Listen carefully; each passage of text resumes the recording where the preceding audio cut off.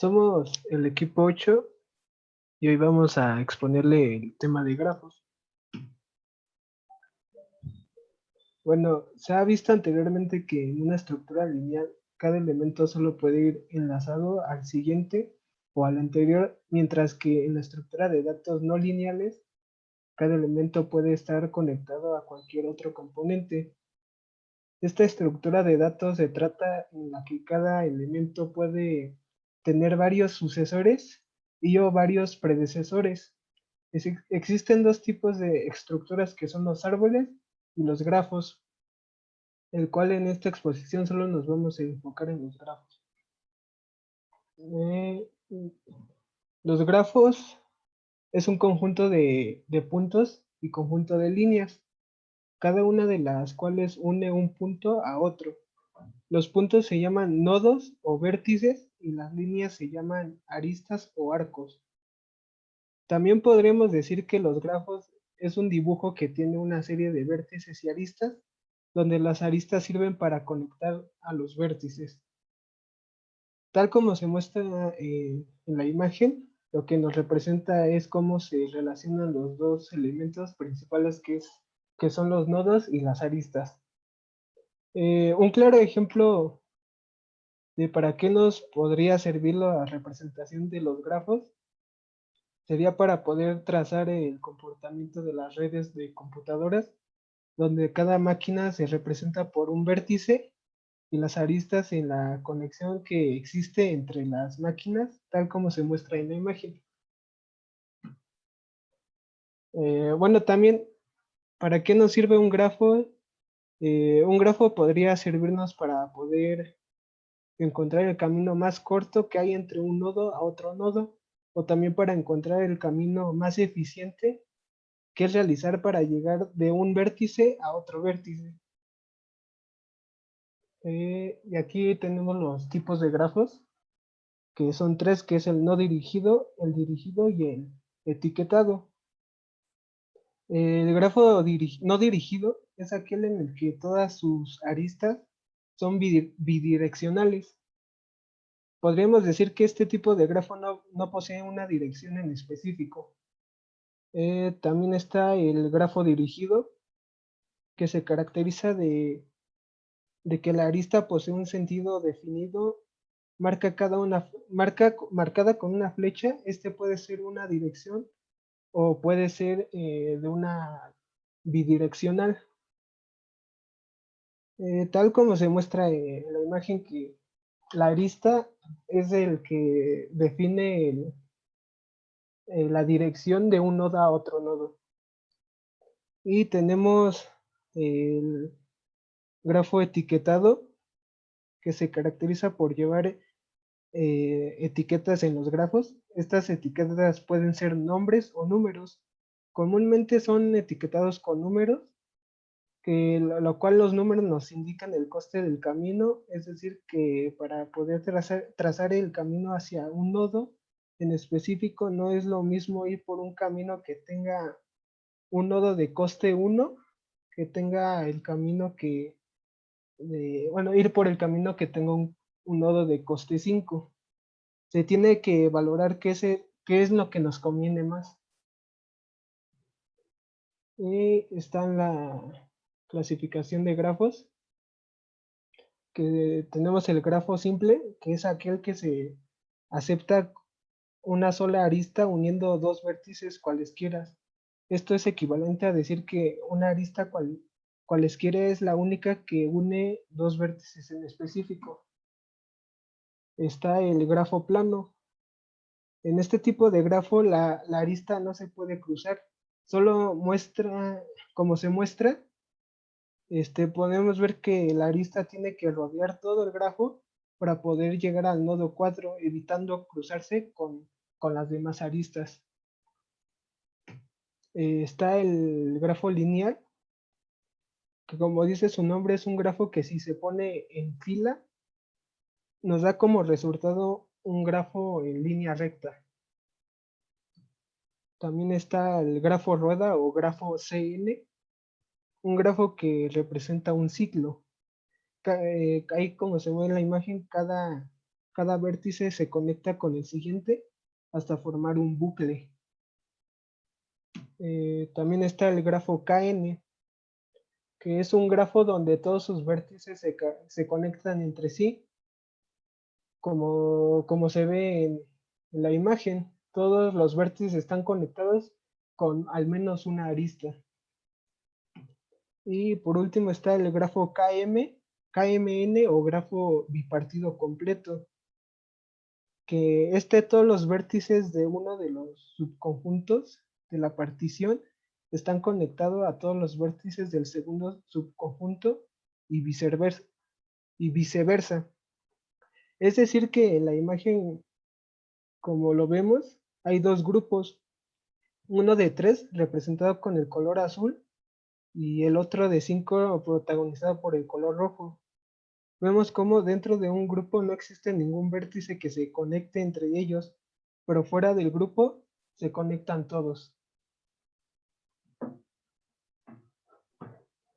Bueno, yo les voy a hablar de las declaraciones y de las operaciones de los grafos. Las declaraciones del grafo se suponen en 3 pasos. Bueno, la creación de un grafo se supone de 3 pasos, al igual que el resto de estructuras. Un primer paso de definición de tipos, un segundo para la declaración de una variable de este nuevo tipo y la aplicación. Ahora una aplicación específica, un nombre único para la entidad, junto para información sobre su tipo y otras características que no son necesarias, que son necesarias para el código y en este caso para el grafo. Un ejemplo en una matriz de adyacencia son las declaraciones de tipo constante, maxvert, type, índice, entre otras, que aquí pueden observar. Siguiente. Las operaciones básicas de los grafos. En los grafos, como todas las estructuras de datos, las operaciones básicas son insertar y borrar. En este caso, cada una de ellas se desdobla en dos para insertar, eliminar vértices e insertar y eliminar aristas. Siguiente.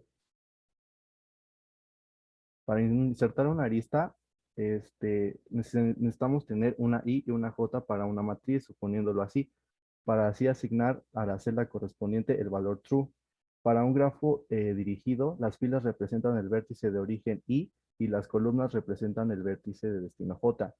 En un grafo no dirigido, la arista IJ es igual a la arista JI para que la matriz mantenga la propiedad de la simetría. Y en un ejemplo en código sería el que se ve ahí. Siguiente. Para insertar vértices, el tratamiento de los vértices implicará modificar el tamaño de la tabla o modificar los índices en caso de querer eliminar uno de ellos. Para simplificación del método, no se permite añadir vértices que si se supera el tamaño máximo del grafo, que no se pueda superar, o que si el número de nodos es menor al tamaño máximo, en ese caso se asigna el valor false a las celdas correspondientes y se actualiza el campo numVertex. Un ejemplo en el código sería este que está ahí. Siguiente. Para eliminar una arista, en la eliminación de una arista, en donde es I y J en la matriz, supone asignar a la celda correspondiente el valor false. Y un ejemplo de eso es como se ve en la pantalla. Y para poder eliminar un vértice, esta operación es inversa a la inserción del vértice. Y en este caso, el procedimiento a realizar es la eliminación de la tabla de vértices del vértice en sí. Y a continuación habrá que eliminar las aristas que tuvieron que estar conectados con el vértice y borrándolo como origen o destino.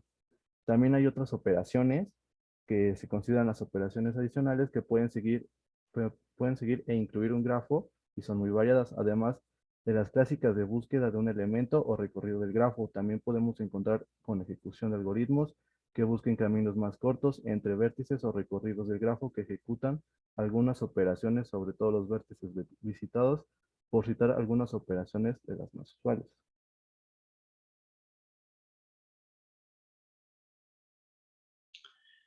Ahora hablaremos un poco sobre la creación o la representación de grafos. Siguiente. Primero tenemos la matriz de adyacencia. La característica más importante de un grafo que distingue a uno de otro es el conjunto de pares de vértices que están relacionados o que son adyacentes. Por ello, la forma más sencilla de representación es mediante una matriz o matriz de adyacencia. De tantas de tantas filas, columnas como nodos que permite modelar fácilmente esa cualidad. Siguiente. Aquí tenemos un ejemplo de un grafo, que es el que se muestra al lado izquierdo de la pantalla. Un poquito mal dibujado, ¿no? Pero ejemplo. Y del lado derecho tenemos la representación de lo que viene siendo la matriz de adyacencia de este grafo. La forma de realizarla es muy sencilla. En la parte de las filas y las columnas enumeramos el contenido del grafo, que viene siendo el 1, el 2, el 3, el 4 y el 5. Se pone igual tanto en fila como en columna.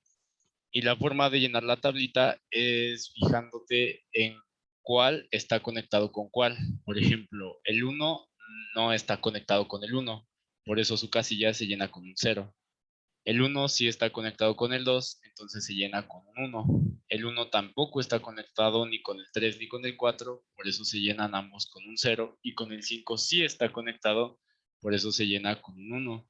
Siguiendo esta regla, podemos realizar el llenado completo de la matriz de adyacencia de este ejemplo de grafo.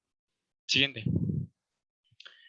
Y aquí tenemos otro ejemplo de matriz de adyacencia, pero en este caso el grafo está dirigido. Como pueden ver en el ejemplo de abajo, que es extraído de un libro, cada uno de los elementos del grafo está dirigido directamente con otro o con otros. Por lo tanto, se realiza la matriz suponiendo que el orden de los vértices sea D, F, K, L, R, tanto en fila como en columna, y también siguiendo la misma regla que aplicamos en el ejemplo anterior. Siguiente. Y este es un ejemplo en código sobre una matriz de adyacencia.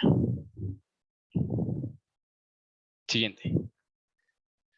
Y ahora tenemos las listas de adyacencia. Perdón. La representación de un grafo con matriz de adyacencia no es eficiente cuando el grafo es poco denso o disperso. Es decir, que tiene pocos arcos y por lo tanto la matriz de adyacencia tiene muchos ceros. Para grafos dispersos, la matriz de adyacencia ocupa el mismo espacio que si el grafo tuviera muchos arcos o si el grafo fuera denso. Cuando esto ocurre, se elige la representación del grafo con listas enlazadas, denominadas listas de adyacencia. Siguiente. Aquí tenemos un ejemplo de lista de adyacencia, igual un poco mal dibujado, siguiendo el mismo ejemplo de la matriz de adyacencia, pero esta vez con lista. Como pueden ver, se ordenan los elementos del grafo en una fila, que es la primera fila que tenemos en la lista, que es 1, 2, 3, 4, 5. Y este es un poco más fácil de hacer porque solamente tenemos que fijarnos en, por ejemplo, enfocándonos en el primero, en el 1, cuáles son los demás con los que el 1 está conectado. Como este es un grafo no dirigido, pues el 1 está conectado con el 2 y el 2 también está conectado con el 1. Entonces, de esta forma vamos haciendo la lista de adyacencia. Siguiente. Y aquí tenemos un ejemplo de una lista de adyacencia, pero con el grafo dirigido. Como pueden ver, un poquito más bonito y más ordenadito, tenemos en el grafo dirigido que el 1 está directamente con el 3 y con el 4, y en la representación de su lista se ve en la fila del 1 como está directamente con el 3 y directamente con el 4. Y aquí podemos observar también que el 4 no está dirigido con ninguno de los elementos, por lo tanto su lista se encuentra vacía. Siguiente. Y este es un ejemplo en código sobre una lista de adyacencia. Siguiente. Por otro lado tenemos la inserción, que esta viene por parte de dos operaciones. Una es el insertar un vértice. La operación de inserción de un nuevo vértice es una operación muy sencilla, que consiste únicamente en añadir una nueva entrada en la tabla de vértices para un nuevo nodo. A partir de ese momento, el grafo tendrá un vértice más, inicialmente aislado, ya que ninguna arista llegará a él. Siguiente.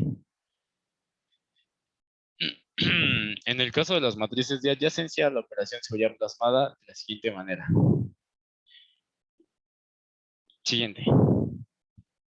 Y luego tenemos la operación de insertar aristas, que esa también viene siendo muy sencilla. Cuando se inserte una nueva arista en el grafo, habrá que añadir un nuevo nodo a la lista de adyacencia del nodo origen. Así, si se añade la arista, se debería incluir en la lista de adyacencia de A del vértice C como nuevo destino. Siguiente. Y este es un ejemplo en código de la inserción de un vértice. Siguiente.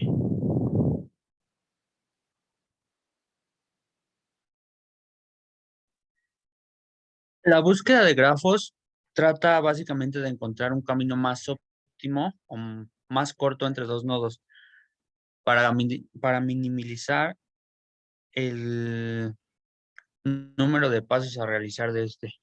La expansión de la búsqueda se puede realizar en forma de árbol, partiendo del nodo inicial, extendiendo así la búsqueda a sus nodos vecinos. De cada uno de estos nodos hasta que uno de ellos sea el nodo objetivo. El algoritmo de esto consta de dos listas, una abierta y una cerrada. Y en la lista abierta básicamente se guardan los nodos que aún no se han expandido para la búsqueda, que son como las hojas del árbol. Y en la lista cerrada se guardan los que ya se han procesado y expandido para ir descartando y encontrar como una forma más fácil más corta de llegar a su objetivo. La que sigue, por favor. Y esto sería como un pseudocódigo de la búsqueda de los grafos. Como pueden ver al inicio, se tienen que crear dos listas de abiertos y cerrados, que es lo que les explicaba, y así ir llenándola para ver si el objetivo es o no es. La que sigue, por favor. Y en la eliminación, se tiene que recorrer el árbol para detectar el nodo a eliminar. Y una vez hecho esto, tenemos tres casos a diferenciar, que es si dicho nodo es una hoja, se procede a eliminar de inmediato. O si tiene un solo hijo, el nodo puede eliminarse después de ajustar un apuntador del padre para saltar el nodo. ¿Qué es esto? Que por decir, en el 6, que tiene un hijo, que pues en este caso sería como el 7, y a su vez tiene el 5. Se tienen que analizar estos para ver si se puede descartar directamente desde el hijo, o que sería el 7, o hasta el 5. O si dicho nodo tiene dos hijos, es un poco más complicado, porque se tiene que hacer un algoritmo gracias a esta función que viene aquí, que es eliminar min, y así se reemplaza el nodo actual por el menor. Y luego pues se elimina el mismo. Y eso sería todo.